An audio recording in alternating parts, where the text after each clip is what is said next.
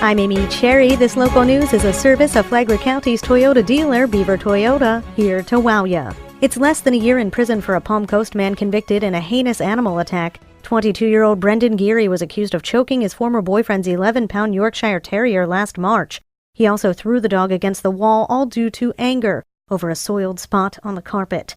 The first-time offender asked for a felony designation to be withheld. Geary, who lost his mother when he was 5, said he was overwhelmed at college and simply lost it when he saw that his then-boyfriend's dog had soiled the carpet. Judge Perkins often withholds adjudication in cases of first-time offenders, but refused in this case, saying animal cruelty is often a gateway to more troubling and violent behavior. He did, however, withhold the felony designation.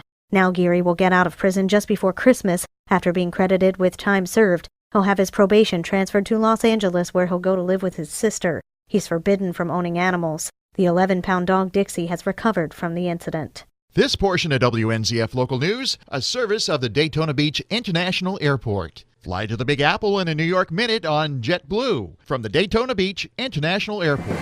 A 17-year-old Palm Coast girl who'd been missing for the last 8 months turns up.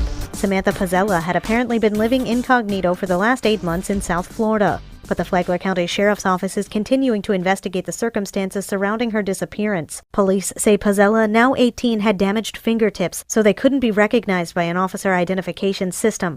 Officers took a DNA sample instead so that they could ensure she was in fact Pizzella. She told officers she wanted to be free to start a new life. She also refused to divulge her address. Officers say they're investigating whether Pizzella had run away from home because she'd been abused, claims her family vehemently denies. Bunnell has a new city manager. John Arking has more.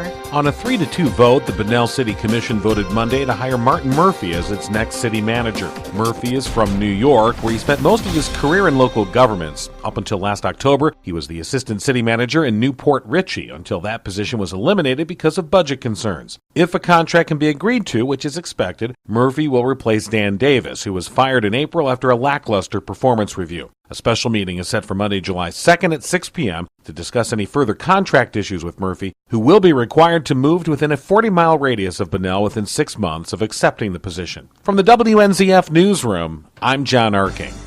Saving water was the theme of Thursday's Flagler County Chamber of Commerce Common Ground Forum. Rich Petchke reports. The message at the forum is that everything we do impacts water use, and conservation is key, even though the area does get heavy rain. St. Johns River Water Management District Public Communications Coordinator Jennifer Mitchell says one way to do that is to be sure your irrigation system has no leaks and is working as it should. One of the best things that we encourage people to do is test their system when they are awake to identify leaky heads, sprayers that are going straight on the street rather than on the appropriate surface. Mitchell says irrigation systems often run during rainstorms, and by law, all systems are required to have a rainfall shut-off device. From the WNZF Newsroom, I'm Rich Petchke. It is officially hurricane season, and in the past couple of years, Flagler County has battled Hurricane Matthew and Irma. Hurricanes mean property damage, and Hurricane Matthew and Irma both offer different problems in that department. Jay Gardner is the Flagler County property appraiser. Matthew was the wind event, and of course Irma was the flood event. So the flood event was much worse for us. We had a little over $4 million that we took off the roll for Matthew, about 20 houses that weren't going to be used during the next year, which zeroes them out for the following year, which would have been in 17.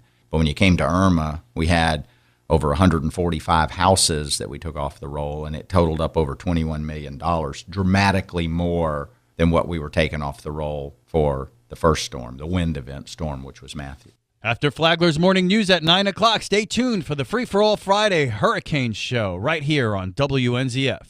From the WNZF Newsroom, I'm Rich Carroll. And now you're up to date on Flagler's morning news. I'm Amy Cherry.